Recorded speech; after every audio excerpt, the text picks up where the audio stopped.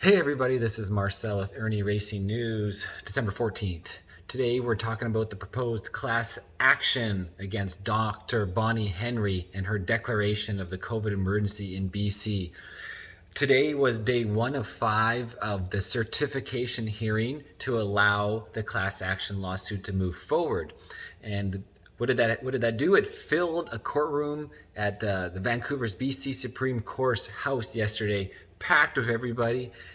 And the judge really wants this to go public. He wants it to be distributed similar to the Emergencies Act public inquiry. So this class action would allow British Columbians to address their charter breaches in a particularly affordable way, which was argued by the CSASPP, Counsel Paulina Fertula. Now, the lawyer Fertula went into several things that we can't talk about in CensorTube, but it's challenging the premise that the pandemic warranted an emergency and how the province failed to establish the legally binding provisions to do an emergency.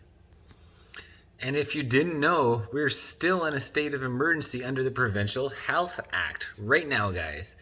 The suit further claims British Columbia's Charter of Rights and Freedoms rights protection from unreasonable infringed freedoms, freedom of conscience and religion, thought, belief, opinion, and expression, including freedom of the press and other media of communication, peaceful assembly, and association. So the purpose of this week's hearing, which was part 1 of 5, is to hear arguments about whether or not the case meets the criteria for it to proceed as a class action. So it's not rocket science. A BC judge tells lawyers to get the COVID hearings online. And this is December 13th. A BC Supreme Court judge, December 13th, told lawyers in a case challenging government COVID orders that he was flabbergasted they couldn't get their act together to get the hearings online so the general public could watch. It isn't rocket science. The camera is in the courtroom filming the procedures for class action certification hearing. The class action, it's certified, would determine whether or not the provincial government, provincial health officer, Dr. Bonnie Henry, exceeded their authority in issuing a number of public health orders as the pandemic grew in 2022. The lawsuit filed by the Canadian Society for the Advancement of Science and Public Policy and led by Kipling Warner seeks to challenge and obtain compensation for various measures, mandates, and restrictions imposed in response to the pandemic. Henry is also named as defendant in the lawsuit. The very fact of a case being filed is a rarity in BC courts, being filmed, And in a decision released December 1st, Carrera ruled the public would benefit by being able to view proceedings, similar to the Emergency Act public inquiry. The plan had been for the recordings to be broadcast via YouTube, but lawyers raised issues December 12th, whereby YouTube's terms and conditions, YouTube's censorship could be contrary to the order.